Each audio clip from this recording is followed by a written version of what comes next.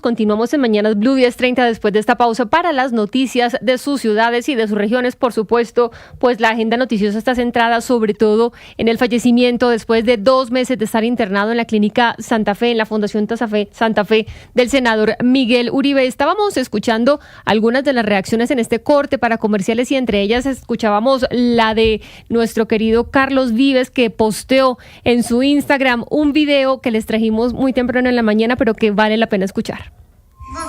Dale, vamos. ¿Estás listo? 1, 2, 3. Como la luna que alumbra por la noche los caminos, como las hojas al viento, como el sol espanta el frío, como la tierra la lluvia, como el sol espera el río. Así espero tu regreso a la tierra del olvido. Y ahí pues se ve la imagen de Miguel Uribe en el piano con su pequeñito, con Alejandro, su hijo, cantando esta canción tan bonita de Carlos Vives, La Tierra del Olvido. Y la reacción de Carlos Vives justamente es este video, lo repostea y dice: Miguel fue un ejemplo de capacidad de perdonar, de pasión por servir y de construir un mejor país. Es una pérdida muy dolorosa para Colombia. La violencia jamás será el camino. Gracias a Miguel por querer mi música y compartirla con tu familia. Le envía mucha fortaleza a su esposa María Claudia, para su hijo Alejandro y para sus hijas, su padre Miguel y para toda la familia. Así que sí, Gonzalo, nosotros seguimos reaccionando aquí dentro del país, pero también fuera de nuestras fronteras se ha registrado la noticia ahí en los medios de comunicación internacionales.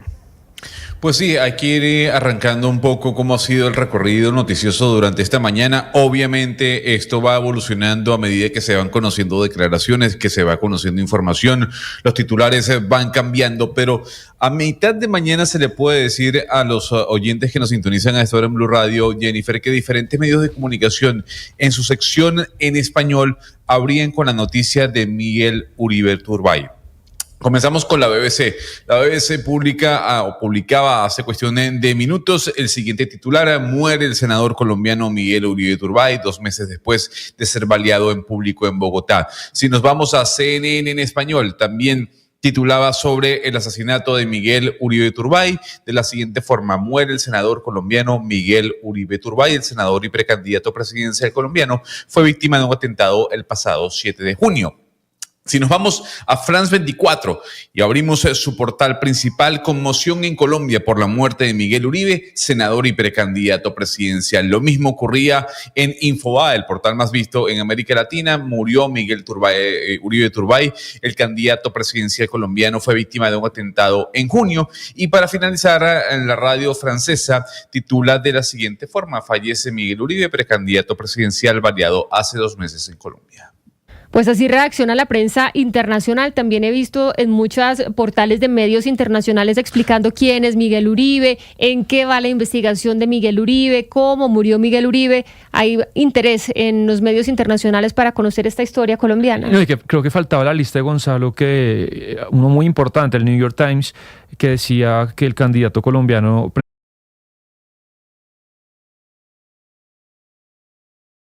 Pequeñito, 39 años, pues muy joven, la verdad. Lastimosamente la violencia nos arrebata a otra persona aquí en el país, pero no es la primera y tampoco será la última, ni tampoco el primer líder social asesinado este año.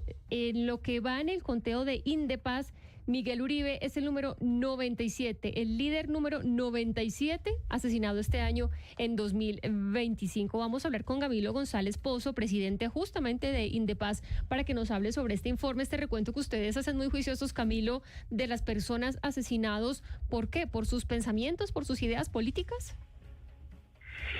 Desafortunadamente sí, ¿no? Por el lugar que ocupan en las organizaciones sociales y políticas, pues quienes quieren alterar toda la dinámica democrática y social, pues buscan destruir esas organizaciones y asesinan líderes, 97 líderes. Miguel Uribe, pues hoy ha fallecido después de ese atentado horrible y es el número 97 de este año. Junto con él han caído muchísimos dirigentes indígenas muy destacados, comunitarios, hombres, mujeres. Es un dolor para Colombia, es una tragedia la que estamos viviendo, ¿no? Y pues, sí, es una dinámica de odio, de pensar que la vida puede ser algo a disposición de sicarios, de gente que pretende con el caos, con toda esta lógica de muerte, lograr beneficios personales y hasta políticos, ¿no? Entonces yo creo que estamos enfrentando un momento supremamente difícil. En este recuento y en este análisis, sobre todo que ustedes hacen con sus investigaciones, ¿qué es lo que encuentran? ¿Cuáles son esos perfiles de las personas que han caído bajo las balas o bajo la violencia durante este año en cuanto a líderes o lideresas sociales? Pues el número mayor ha sido en el departamento del Cauca, también en Antioquia, en el norte de Santander, es donde se tienen las cifras más grandes. Ahí hay presencia de grupos que están disputando rentas, narcotráfico, minería, y a quienes les estorba la organización social, les estorba la democracia, les estorba los discursos que llaman a la convivencia. Y entonces por eso el patrón que hay es, la intención es destruir dinámicas organizativas y dinámicas democráticas. Y en eso que cabe, por supuesto, de manera muy clara, el asesinato del senador Miguel Uribe Turbay, ¿no? Porque pues lo que en todo caso los autores intelectuales que están en la sombra o han buscado es un impacto político calculado, o es generar un ambiente de miedo, de zozobra, de polarización, de odio, de acusaciones extremas, y en ese río revuelto pescar para sus intereses. Yo creo que ese es un patrón que se repite a diferente escala. Señor González Pozo, ustedes cuando hay, es decir, en Indepaz, cada vez que hay el asesinato de un líder, ustedes publican líderes asesinados. En 2025, en el caso de Miguel Uribe, publica el 97, y siempre hay una casilla. En esa casilla ustedes ponen grupos que hacen presencia en el municipio, es decir, ponen qué hacía la persona, dónde fue el asesinato, y en los grupos que hacen presencia en el municipio donde fue asesinado Miguel Uribe, ustedes ponen el Clan del Golfo, los Boyacos, el ELN, la Coordinadora Nacional Ejército Bolivariano y bandas de carácter local. Y dicen que es jurisdicción del Ejército Colombiano, de la 3ª División del Ejército. Esto que ustedes hacen con todos los casos, no solamente con Miguel Uribe, ustedes siempre ponen como ese rango de los grupos criminales que actúan ahí. Se supone que en este caso los sospechosos deben entrar en ese rango, que de todos modos la investigación debe estar como en ese rango que ustedes están señalando. Pues allí la verdad que caben muchísimas hipótesis, ¿no? Hay unos grupos armados que generan pues este tipo de procesos, pero ese enunciado no significa pues una indicación precisa, pero sí un abanico que ha sido mencionado y de dinámicas violentas, en este caso en Bogotá. Pero pues por supuesto que aquí en esta situación hay investigaciones que algunas apuntan a que hay complicidad para acción sicarial, no solamente de oficinas especializadas que existen en Bogotá, o ya se ha hablado del costeño y de toda esa dinámica, pero es que hay, no solamente de ahora, de tiempo atrás, han existido en Bogotá oficinas especializadas en suministrar armas, incluso hay unas que se especializan en alquilar las armas para la operación, y otras en conseguir a los sicarios y armar todo lo que es el esquema de asesinato. Pero aparte de eso, esos son los más directos responsables. Detrás de eso están los encargados, y después están los determinadores, que son donde están los... Esa es una trama, es una escalera de responsabilidades. Entonces eso puede llegar muy lejos, ¿no? Por eso las investigaciones van en tantas direcciones, hay tantas hipótesis. Por lo pronto hay capturas de algunos responsables materiales de la operación. Ese día funesto, el 7 de junio, pero todavía no se ha escalado a ese otro segundo nivel, es decir, los que sirvieron de intermediarios para conseguir los sicarios. Y detrás de ellos están los autores intelectuales, y es hacia allá que tiene que dirigirse la mirada. Sí, Camilo, una pregunta aquí, porque estábamos haciendo un recuento sobre pues estos hechos de violencia que han marcado la historia colombiana. Teníamos aquí los diferentes magnicidios, incluso hablamos con los hijos de esa violencia, los huérfanos de esa violencia, y pues ahí teníamos, por ejemplo, en los 80s y los 90 los extraditables queriendo poner de rodillas al Estado para justamente evitar la extradición a los Estados Unidos, narcotraficantes puros y duros. Hoy, ¿cuál es la diferencia? Es decir, ¿cómo entender hoy nuestro contexto histórico para encajar este asesinato de Miguel Uribe?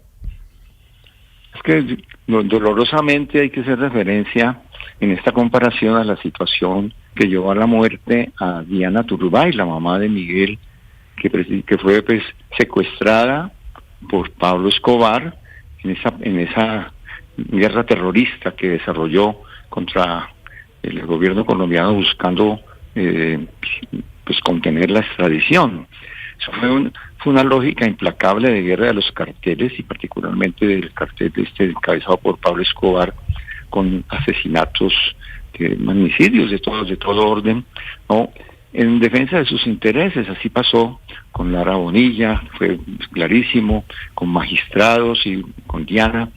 Entonces había un interés de doblegar la decisión del Estado de tener convenios internacionales sobre la extradición. Ahora tenemos un panorama distinto, ¿no? Yo pues recuerdo a Diana porque Diana, cuando fue secuestrada, ella había cumplido un papel muy importante en el proceso de paz con el M-19.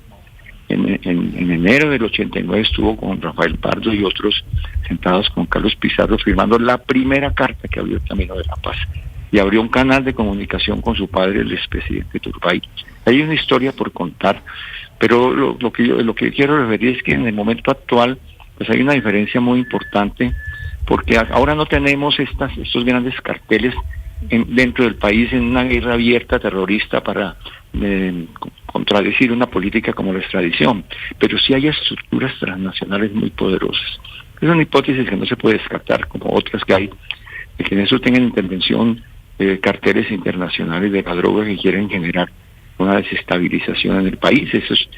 Pero hay una dinámica distinta, porque el cartel, sobre todo esos carteles, el de Leder y el de Pablo Escobar, de Rodríguez Gacha, quisieron secuestrar las instituciones de manera directa, llegar a la cúspide de los poderes estatales, tener presencia en el Congreso de la República y capturar posiciones e incluso doblegar los gobiernos mediante la financiación y demás trucos de las mafias que han sido característicos.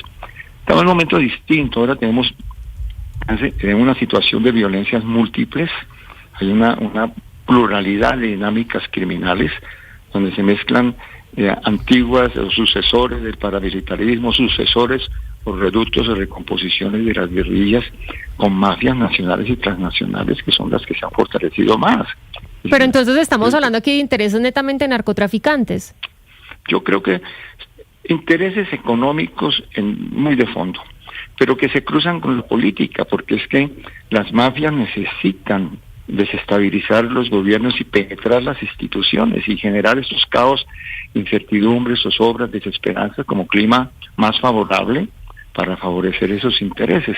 Allí hay situaciones similares a las que se presentaron en ese periodo, solo que es que lo que vivimos, los que nos tocó vivir de manera directa este proceso de los años finales de los 80 y 90, la guerra de los carteles, pues la verdad es que era un terrorismo desenfrenado, con matanzas indiscriminadas, bombas colocadas en medio de la ciudad y en los barrios de Bogotá para matar personas de manera indistinta, ¿no? Uh-huh. Ahora esto es una acción mucho más selectiva, tanto lo de Miguel como lo de los líderes sociales.